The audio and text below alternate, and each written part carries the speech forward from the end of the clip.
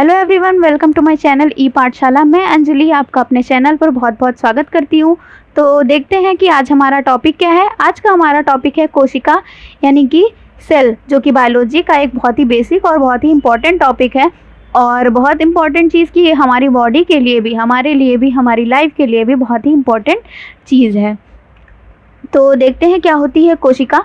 कोशिका जीवन की आधारभूत संरचनात्मक एवं क्रियात्मक इकाई है। यानी कि कोशिका क्या है, बेसिक यूनिट है। और कैसी यूनिट है? स्ट्रक्चरल और फंक्शनल, यानी कि ये हमारी बॉडी को स्ट्रक्चर देती है और साथ साथ में जितनी भी फंक्शंस होते हैं उनको ये सेल ही परफॉर्म करती हैं। पृथ्वी पर रहने वाले सूक्ष्म जीव से लेकर विशाल जीव तक सभी कोशिकाओं के ही बने हुए होते हैं। चाहे वो छोटे से छोटा जीव ही क्यों ना हो या बड़े से बड़ा जीव हो, सभी कोशिकाओं के ही बने हुए हैं। और कोशिकाओं के भीतर ही वह सारी क्रियाएं होती हैं जो एक जीव को जीवन प्रदान करने के लिए आवश्यक होते हैं। यानी कि जो लाइफ की जितनी भी एक्टिविटीज़ होती हैं वो सभी किसके अंदर होती हैं? कोशिकाओं के अंदर ही होती हैं। और ऐसे हम समझ सकते हैं कि कोशिका क्या होती है। जैसे कि एक मकान किसकी बनी हुई होती है? ईंटों की बनी होती है। तो जैसे एक के ऊपर एक ईंट रख के हम दीवार बनाते हैं और दीवार से फिर घर या मकान बनता है, तो उसी तरह कोशिकाओं से एक एक कोशिका मिलके ऊतक या टिश्यूज़ बनाती है। देन टिश्यूज़ से हमारी पूरी बॉडी या पूरी बॉडी ऑर्गेनेल्स का निर्माण होता है।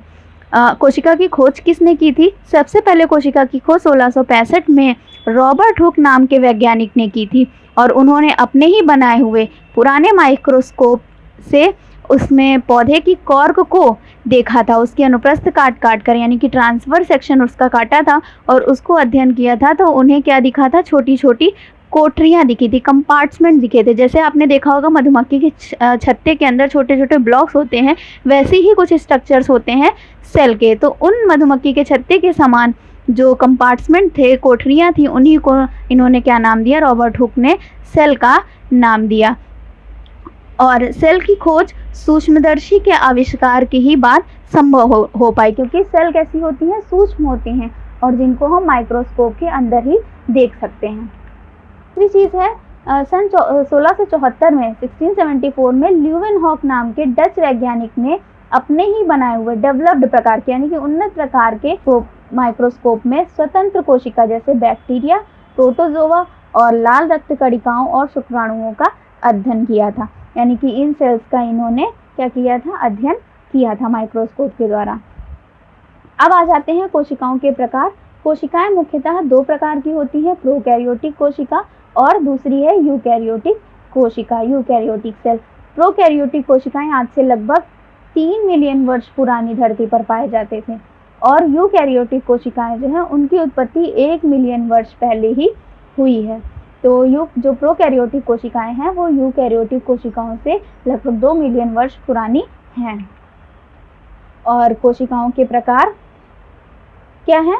प्रोकैरियोटिक कोशिका मैंने अभी आपको बताया। तो प्रोकैरियोटिक कोशिका अगर हम इसके नाम से देखें, जो इसका नेम है, दो शब्दों से मिलकर बना है, प्रो, और कैरियोटिक बना है कैरियन से। तो प्रो का अर्थ होता है बिफोर, या हम इसको प्रिमिटिव भी कह सकते हैं, आद्य प्रकार या प्राचीन प्रकार का।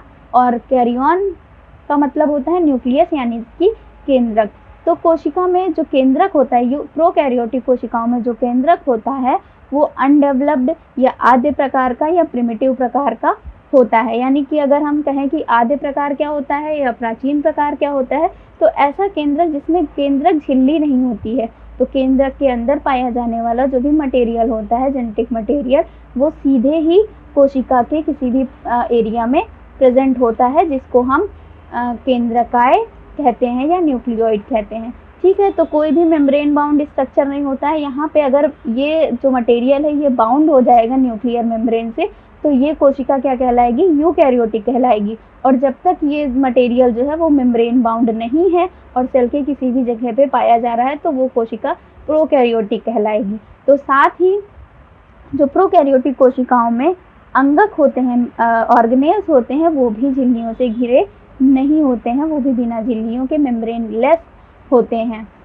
और इसके बाद आ जाते हैं यूकैरियोटिक सेल में। अभी मैंने बताया कि यूकैरियोटिक सेल में कैसा होता है? केंद्रक जो है वो केंद्रक झिल्ली से घिरा हुआ होता है, यानी कि उसके चारों ओर एक झिल्ली पाई जाती है, जैसे कि यहाँ पे ये जेनेटिक मटेरियल हो गया और ये किससे बाउंड होगा, केंद्रक झिल्ली से बाउंडेड होगा।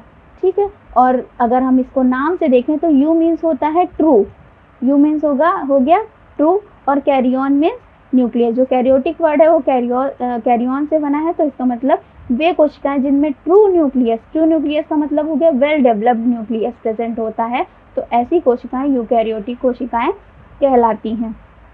बैक्टीरिया और नील हरित शैवाल को छोड़कर सभी जीवधारियों की कोशिकाएं यूकैरियोटिक होती हैं। इसके साथ ही जो भी अंग ऑर्गेनेल्स ऐसी कोशिकाओं में पाए जाते हैं वो भी मेम्ब्रेन बाउंड होते हैं। तो अगर बेसिक डिफरेंस पूछा जाए प्रोकैरियोटिक और यूकैरियोटिक कोशिका में, तो वो किसका है, केंद्रक का है। जो प्रोकैरियोटिक कोशिकाएं होती हैं उनमें केंद्रक झिल्ली से घिरा हुआ नहीं होता है, और बाकी ऑर्गेनेल्स भी झिल्लियों से घिरे हुए नहीं होते हैं। और दूसरी चीज़ है जो यूकैरियोटिक कोशिकाएं हैं उसमें केंद्रक पूर्ण रूप से विकसित होता है, यानी कि जो जेनेटिक मटेरियल है वो केंद्रक झिल्ली से घिरा हुआ होता है। इसके अलावा सभी कोशिकांग भी झिल्लियों से घिरे हुए होते हैं।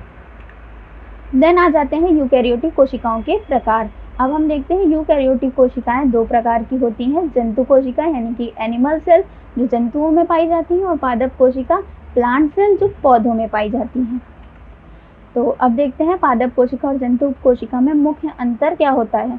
तो जो प्लांट सेल होती है यानी कि पादप कोशिका होती है उनमें कोशिका भित्ति पाई जाती है, यानी कि सेल वॉल पाई जाती है, और जंतु कोशिका में कोशिका भित्ति अनुपस्थित होती है, सेल वॉल नहीं होती है। इसके अलावा उसमें कोशिका झिल्ली या सेल मेम्ब्रेन उपस्थित होती है, हालांकि पादप कोशिका में भी सेल मेम्ब्रेन पाई जाती है।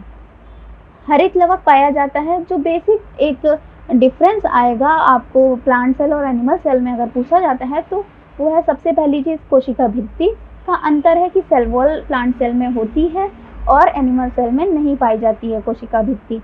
हरित लवक क्लोरोप्लास्ट जिसकी वजह से पौधे हरे होते हैं, ये केवल प्लांट सेल में होता है और एनिमल सेल में हरित लवक नहीं पाया जाता है। इसके अलावा जो रिक्तिकाएं होती हैं, वैक्यूल्स होती हैं, वो बड़े आकार की होती हैं और इनकी संख्या कम होती है। जंतु कोशिकाओं में रिक्तिकाएं कैसी होती हैं, छोटे छोटे होती हैं और अधिक संख्या में पाई जाती हैं। और पादप कोशिका में गुणसूत्र उपस्थित होता है परंतु बड़े आकार का होता है, लेकिन जंतु कोशिका में गुणसूत्र उपस्थित होता है परंतु छोटा होता है। और कार्बोहाइड्रेट जो पौधों में जो फूड बनता है फोटोसिंथेसिस के थ्रू, वो स्टोर किस फॉर्म में होता है, ये स्टार्च के फॉर्म में प्लांट बॉडी में स्टोर हो जाता है। और हमारी बॉडी या जंतु कोशिका में कहें तो जंतु कोशिका में ये जो ग्लूकोज है, जो फूड हमारा है, वो ग्लाइकोजन के फॉर्म में स्टोर होता है, और जब भी इसकी ज़रूरत होती है तो वापस से ग्लाइकोजन को ग्लूकोज में कन्वर्ट करके एनर्जी के लिए यूज़ किया जाता है। देन अब देख लेते हैं स्ट्रक्चर। तो देखिए प्लांट सेल का ऐसा कुछ स्ट्रक्चर होता है, आप देख सकते हैं इसमें सेल वॉल प्रेजेंट है, और आप एनिमल सेल में कोई भी सेल वॉल नहीं पाएंगे।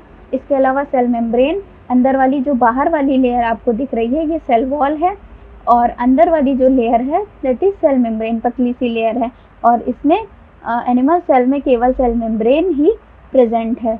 इसके अलावा दूसरी चीज़ है जो डिफरेंस है बेसिक, ये क्लोरोप्लास्ट इसमें है और एनिमल सेल में कोई भी क्लोरोप्लास्ट नहीं है। और इसके अलावा माइटोकॉन्ड्रिया दोनों ही सेल्स में प्रेजेंट होते हैं जो एनर्जी का मेन सोर्स होते हैं, power house of the cell कहलाते हैं।